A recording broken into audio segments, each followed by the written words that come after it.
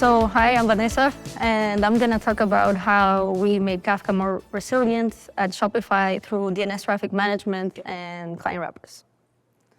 So these are our numbers for our scale today. We have over 800 brokers across 14 clusters in 9 regions, and we serve 14 million messages per second. So we need traffic management. We use traffic management for maintenance, for incidents, and to regionalize traffic, which means to pick the best endpoint depending on the client's location. By show of hands, who here is using Kubernetes? A few. So do we. We use a Kubernetes stateful set for our Kafka clusters, and we do this because we need each of our pods to have a sticky identity and persistent storage. So in this example, in the diagram, we have a Kafka cluster of 3 brokers. Each pod is a broker. And when you set up a headless service for your cluster set, you get a bunch of DNS records for free. The headless service creates automatically a DNS record for the cluster set as a whole, and that resolves to all of the IPs in the Kafka cluster. So you can use this stateful set DNS record to give to the client to use as the bootstrap server. And Kafka doesn't really need you to give the client all of the IPs from the Kafka cluster because Kafka has its own service discovery. So when the client makes their first connection to the cluster, they can land on any broker in the cluster. And then they will get back their metadata for the whole cluster and make a direct connection to the broker they're interested in. For example, if they're producing to a topic of one partition, they will directly connect to that particular broker that hosts that partition, who is the leader. But it's still a good idea to give the client more than one IP in case one broker is down. With this DNS record, you just get them all for free. The headless service also creates a DNS record for each of the pods that are part of the stateful set. This DNS record can be used by the broker to use as its advertised listener. That way the client can directly connect to that particular broker. We found it useful to set up probes for our stateful set. The readiness probe, for example, when it fails, it marks the pod as unready. In our case, we check if there's any URPs, if there's any under-replicated partitions in that broker, the readiness check will fail and the pod would be marked as not ready. The startup probe runs before the main containers of the pod run. So we'll check in our case if the DNS records that we're advertising can actually be resolved. And if they cannot, the main container for the broker doesn't get to run. The last one, the liveliness probe, it restarts the pod automatically when it fails, so we ourselves do not use it. But it could be used, for example, to check if the TCP port for 1992 is open. One thing to know about the readiness probe is that when it fails, the DNS, the IP for that pod gets removed from the DNS records. So traffic does not get routed to that particular broker. So the other brokers in the cluster cannot reach it, and the clients cannot reach it either. We don't like that because we don't want traffic to be rerouted only if there's one URP. So we set the config publish not ready addresses to true. This way, even if the pod is not ready, traffic would still flow to it. And we still find our readiness probe useful, the check for URPs, because it prevents rollouts from continuing if there's anything wrong, if there's URPs, because our pod disruption policy is at most one unready pod at a time. This is a diagram of our very first infrastructure at our company. We used to run in 2 regions, in US Central and in US East.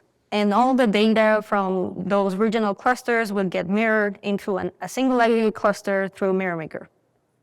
And at the time, all of the regional clusters would have the same amount of resources, and we would keep all resources at 40%. That's what was our aim, so that we could failover between the regionals easily. And the Kubernetes clusters where the brokers run were not the same as the one where the client run, because we don't want to share resources with them.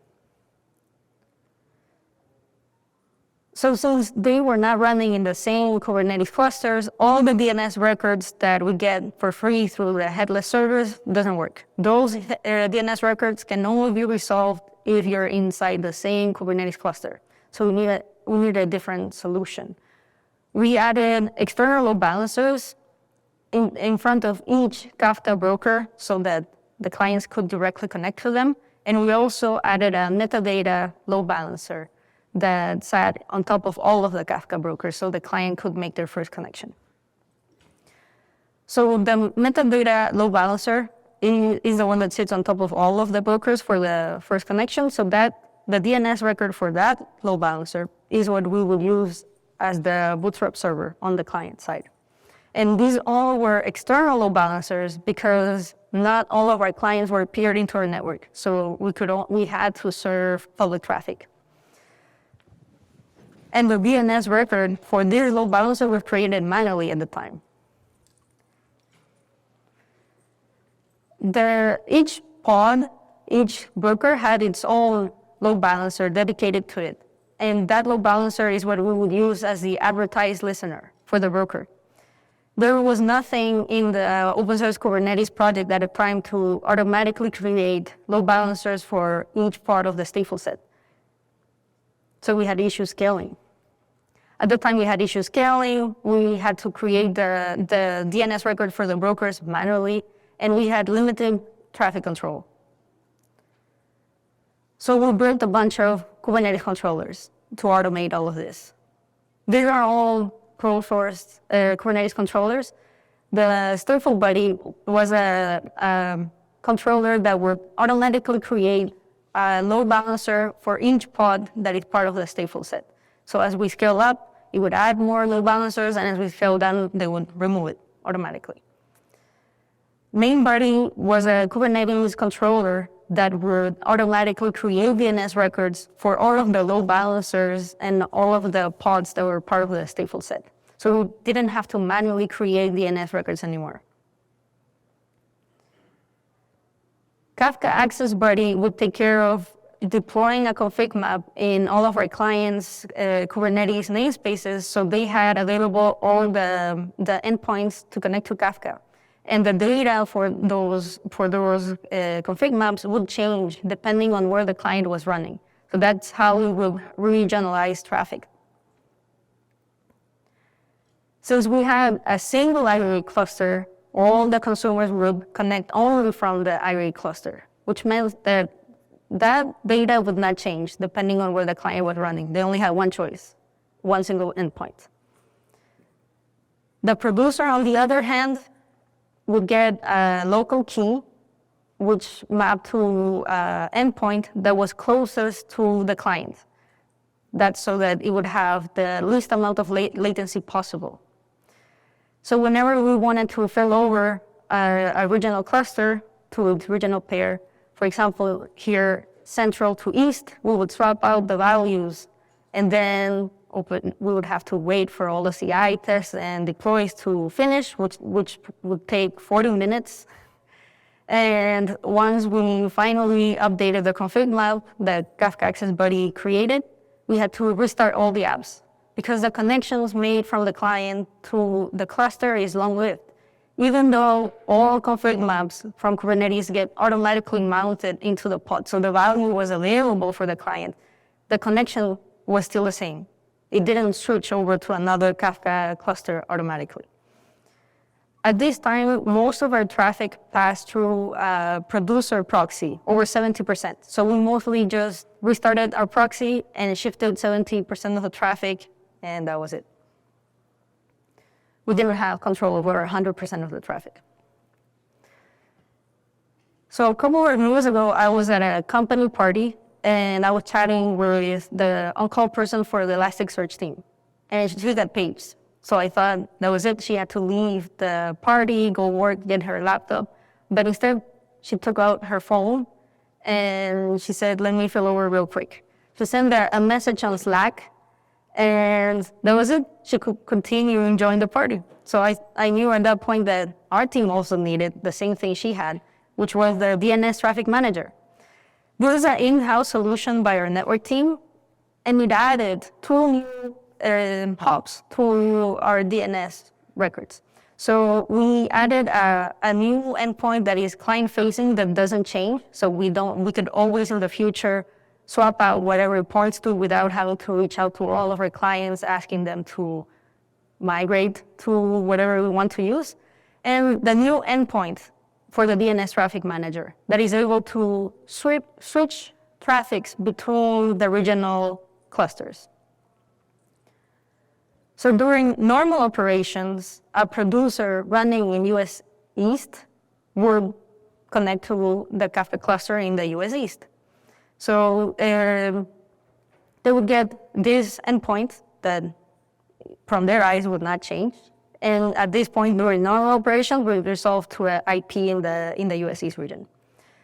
But whenever we would do a failover, because there's an incident, there's a maintenance, we would swap the regions. We would add a weight of the regular region to 0 and 100% weight to US Central in this example. So that same endpoint that we gave the client at the beginning, the US East endpoint, instead of resolving now to the US East region, it will resolve to an IP in US Central.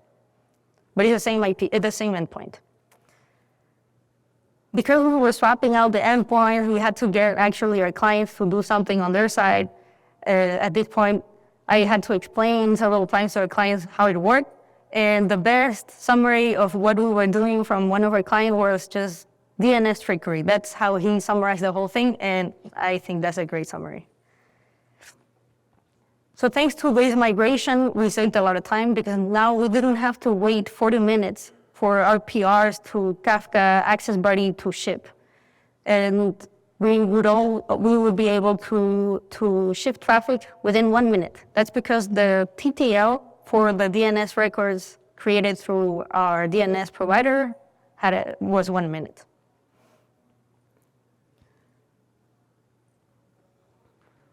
One of the first times we used the DNS traffic manager in an incident was during a flash sale.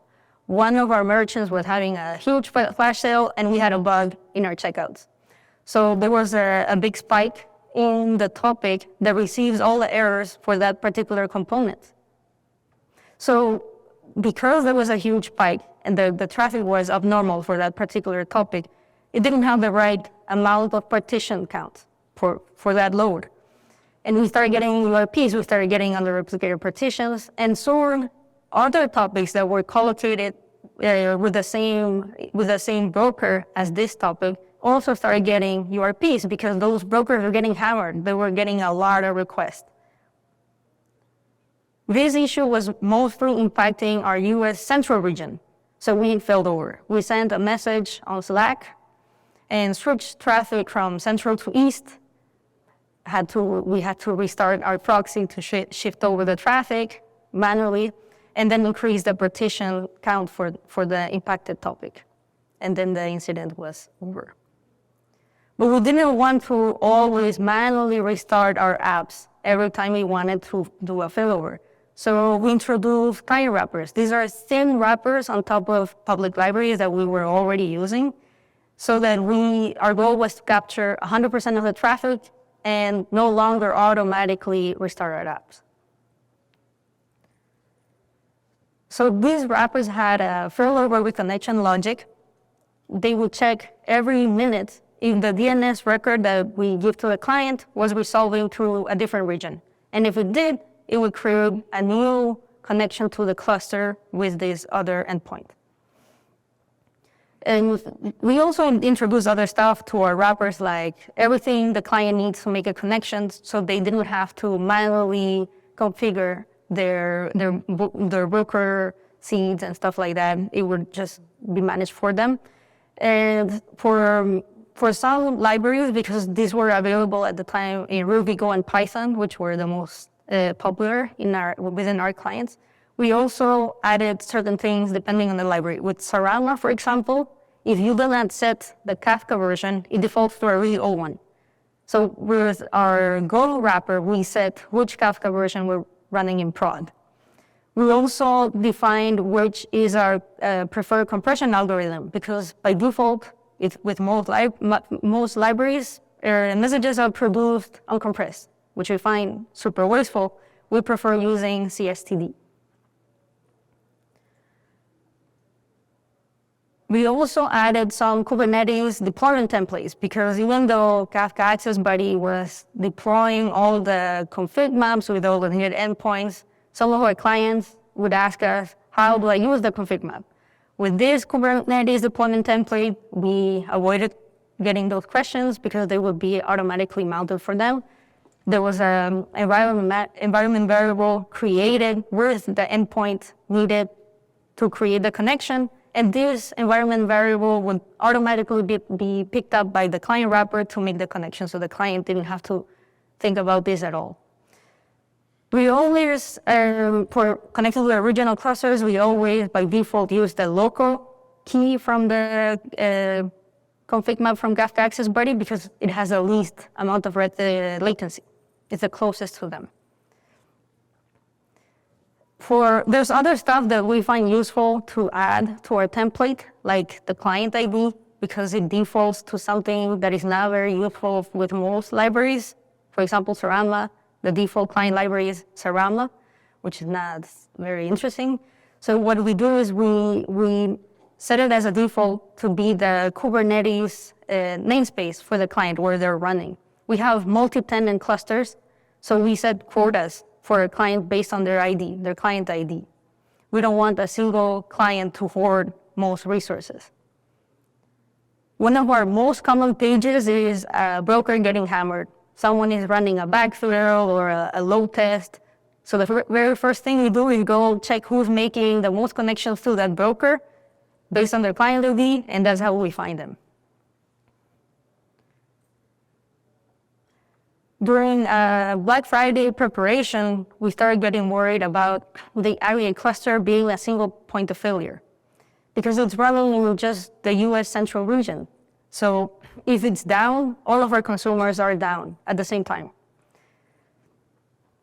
So we started recommending our clients to consume locally instead, to have one consumer per regional cluster. This way they would have more availability, less latency, and we would save cost in storage and network, because we didn't have to duplicate the data into the aggregate anymore.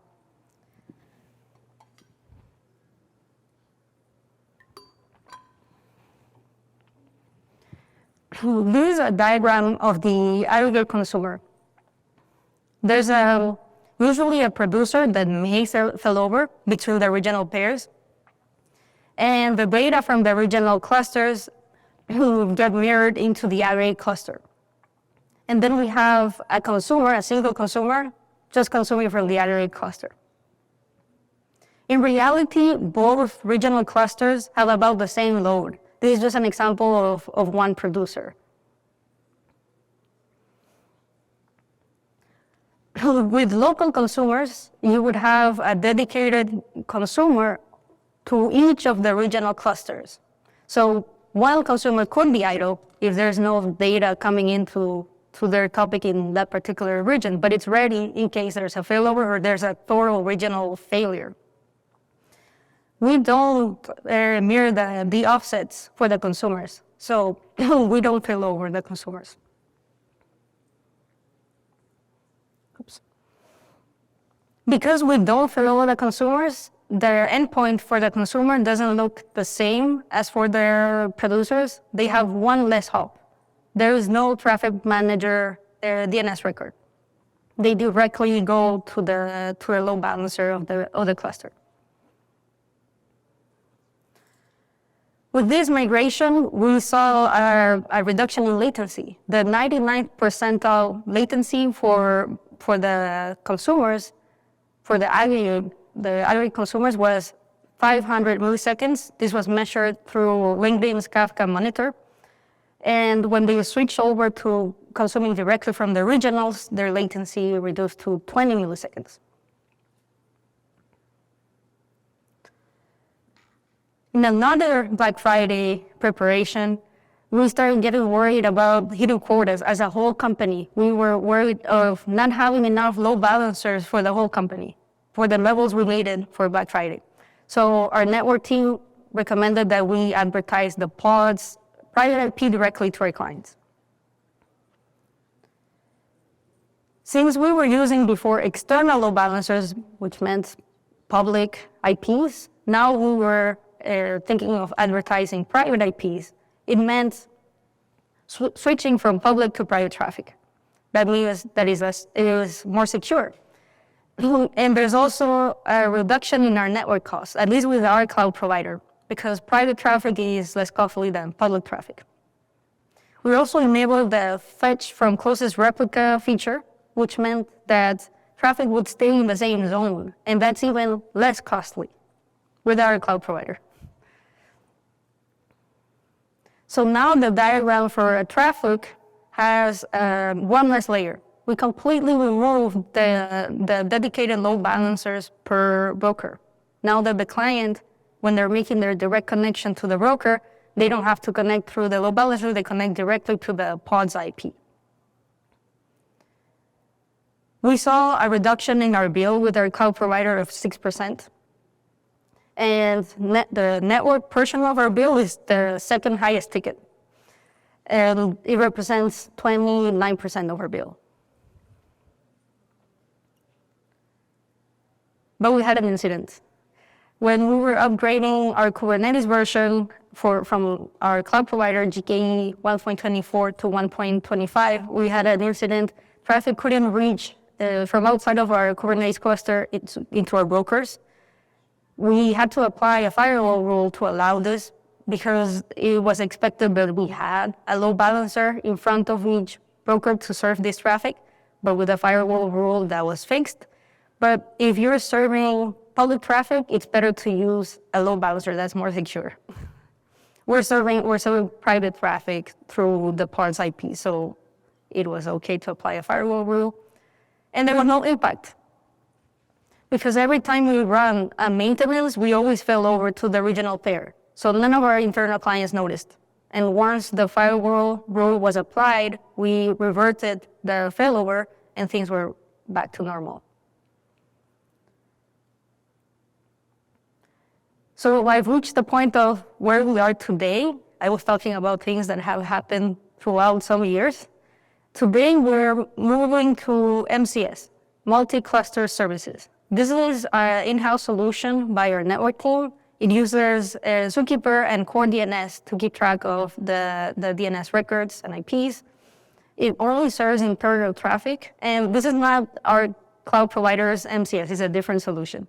It's closed sourced, and now our traffic diagram looks similar to the very first one I showed at the beginning of the talk. Except these DNS records can actually be resolved from outside of the Kubernetes cluster where our brokers run. So now we don't need name body or stateful body, it just works. There's other cool features that MCS provides I'm gonna explain in a little bit. This is a map of where our company runs, all the regions where our company runs. And from all of those regions, Kafka only runs in 9 of them. So we often have uneven distribution of traffic between our regional pairs. To better distribute traffic between our regional pairs, we have a giant switch statement. This is just a sample in Kafka Access Buddy with all of the regions where a company runs. And we try to swap things around to make traffic go to one Kafka cluster or the other as traffic shifts. And then we have to wait 40 minutes for the PR to deploy because it's Kafka Access Buddy. It's co-located in the same repo as a bunch of other Kubernetes controllers, so it takes time. So in this example, we're trying to move a little bit of traffic from US Central to US East to better distribute the traffic. But waiting 40 minutes is a long time. With MCS, we're able to override regions through their UI or also through their API.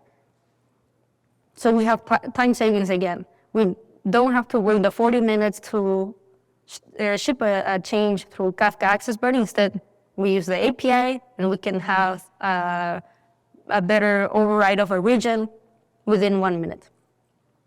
With this migration, we also saw that the time that it takes to roll out a change for Kafka, for a cluster of 200 brokers, it usually takes 18 minutes before the migration. After migrating to MCS, we saw a decrease in the time of the deploy. Now it takes 13 minutes. That's because the TTLs for the DNS records from the old method was 1 minute, 60 seconds. With MCS, the TTL is 0. There's still a propagation time, but it's in the milliseconds, so it's much faster to deploy. Now I'm gonna show a demo. This is from last week. We were upgrading our Kafka clusters to Kafka 3.5. So I'm gonna show how failover looks while we're doing a maintenance. So first, we send a message on Slack to switch the traffic over. Now you can see that the region that we're upgrading has no traffic, and all that region's traffic swapped to its regional pair. That's why there's a huge gap like that. Then we roll out the change, so you see the brokers restarting because they're pulling the new image that has Kafka 3.5. And then we have to wait. Now that the migration is done, the upgrade to 3.5 is done, we're able to revert the failover. And we have to wait for the traffic to come back to normal.